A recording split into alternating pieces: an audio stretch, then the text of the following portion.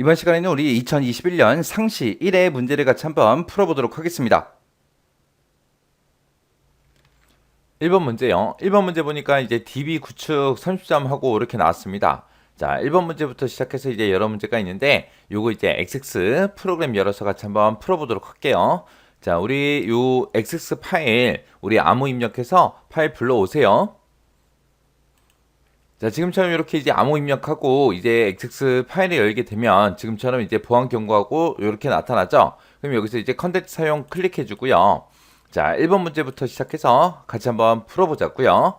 1번 문제요. 1번 보니까 이제 주식 거래 관리 업무를 수행하기 위한 데이터베이스를 구축하고자 한다. 다음의 지시사항에 따라서 각 테이블을 완성해라. 각 4점이다. 그렇게 나왔습니다. 자, 여기 보니까 이제 배당 정보라는 테이블에서 이제 동그라미 1번, 2번 두 문제 이제 풀라고 나왔습니다. 자, 배당 정보라는 테이블이요. 배당 정보 테이블 더블 클릭해 보니까 지금처럼 이런 여러 가지 데이터가 들어있죠. 이걸 이제 수정하라는 얘기요. 자, 일단은 우리 디자인 모드 먼저 들어갈게요. 자, 디자인 모드 들어갔고요.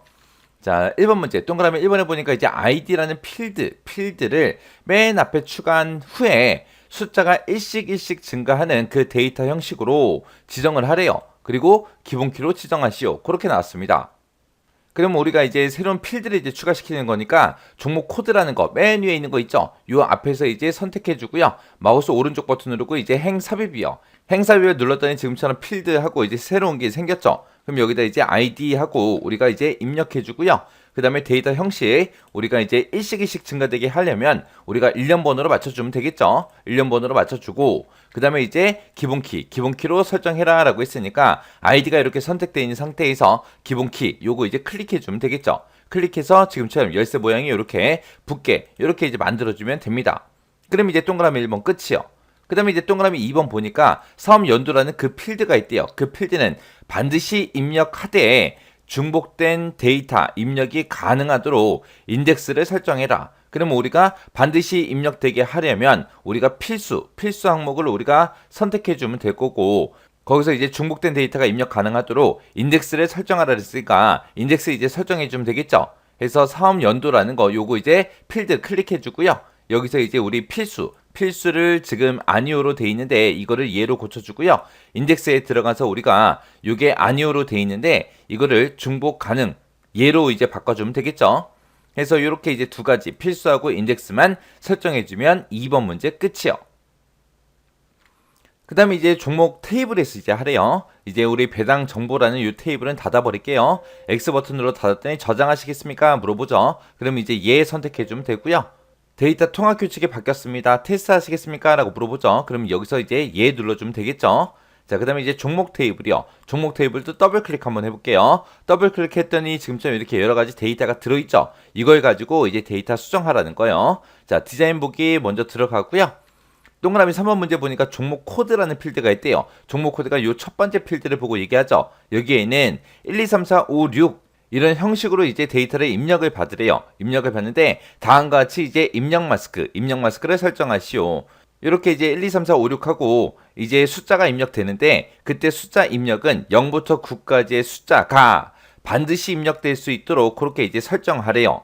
그럼 우리가 숫자를 입력할 때 입력 마스크 대치 문자에 보게 되면 0이 있고 9가 있고 샵이 있는데 그 세 가지 중에서 이제 필수 요소가 0이죠. 0.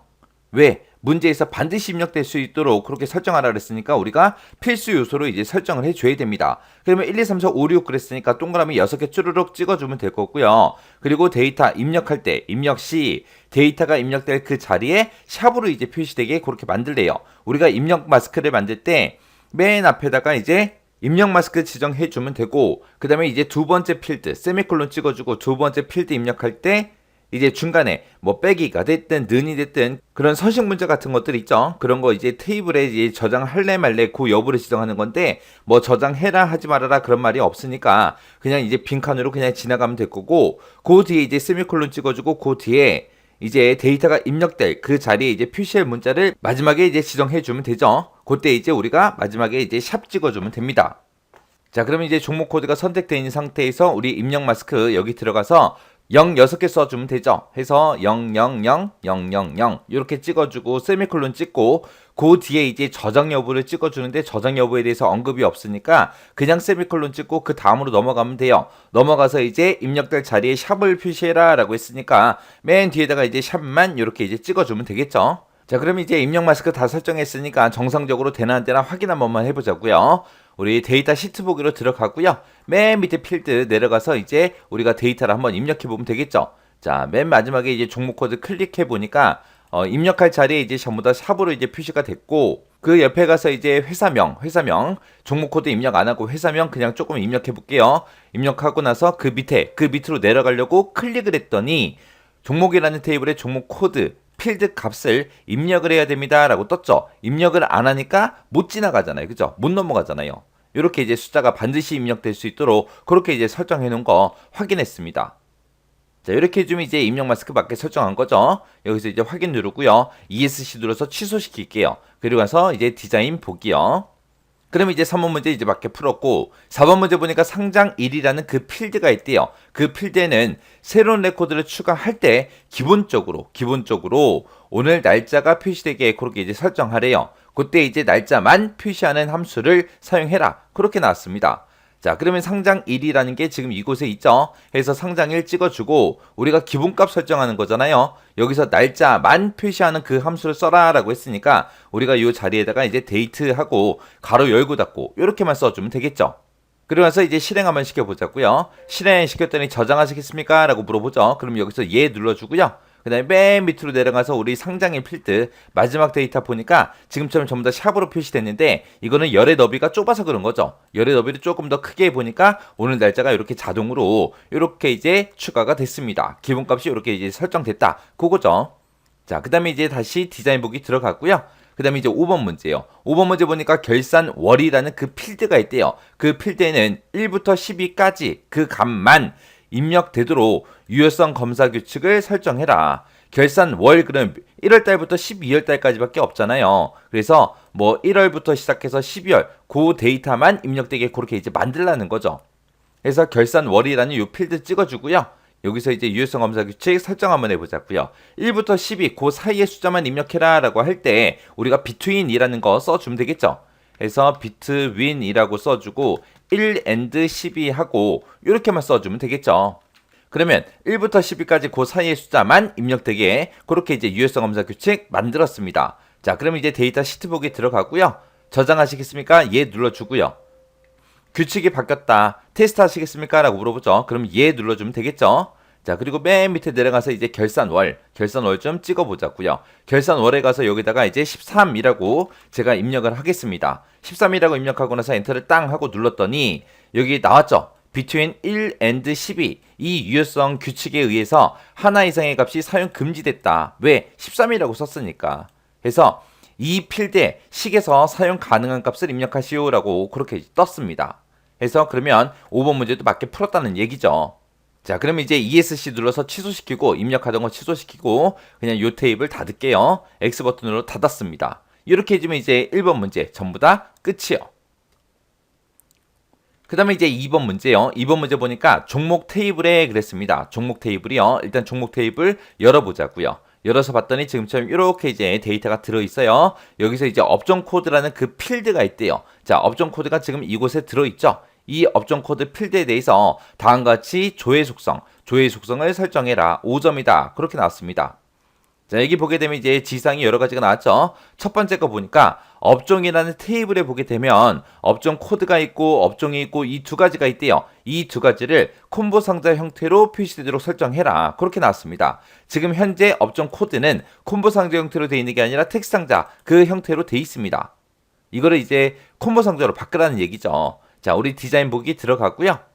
우리 업종 코드에 대해서 그렇게 할 거니까 이제 업종 코드 선택해주고 여기서 이제 조회라는 요 탭으로 이동해주면 되겠죠. 조회라는 탭으로 이동하면 지금 현재는 텍스트 상자로 돼 있다. 그렇게 표시돼 있죠. 그럼 이거를 이제 우리가 콤보 상자로 바꿔주면 되겠죠. 콤보 상자 바꿔서 그 밑에 보니까 행 원본 유형은 테이블 컬이다 라고 돼 있는데 테이블 컬이 맞죠? 왜? 우리가 이 콤보 상자를 만들 때 이제 업종이라는 그 테이블에 들어있는 업종 코드와 업종이라는 거 이 두 가지를 이제 나타낼 거니까 테이블 쿼리가 맞고 그리고 행 원본 찍어서 끝에 보게 되면 점점점이라고 있습니다. 요 점점점 클릭해 주고요.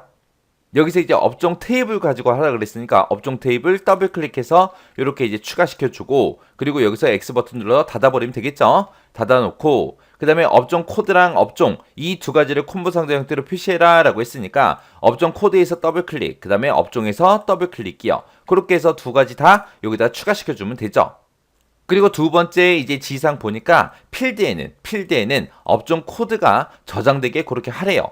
그러면 업종 코드라는 게 우리가 지금 콤보 상자 만들 때 첫 번째 열에다가 집어넣을 거잖아요. 그래서 우리가 좀 이따가 바운드 열을 이제 1로 설정해 주면 됩니다. 자, 일단은 쿼리 작성기 요건 닫을게요. X 버튼 눌러 업데이트 하시겠습니까? 라고 물어보면 예 눌러주면 되겠죠. 예 눌러주고요.